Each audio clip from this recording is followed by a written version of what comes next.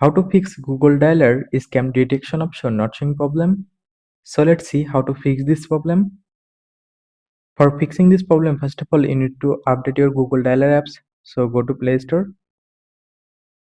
and then tap on search option. Now search for Google Dialer. Search Google Dialer or search phone by Google.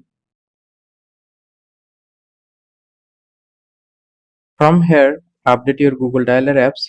Tap on update option. After completing update process, now long press on phone call apps. Now tap on app info. Now tap on storage option. Tap on clear data. Now clear cache your phone call storage. Tap on OK. Now go back to home screen and then restart your phone.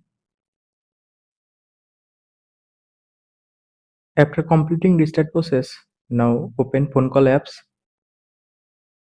Tap on three line icon. Now tap on settings option and see scam detection option showing now.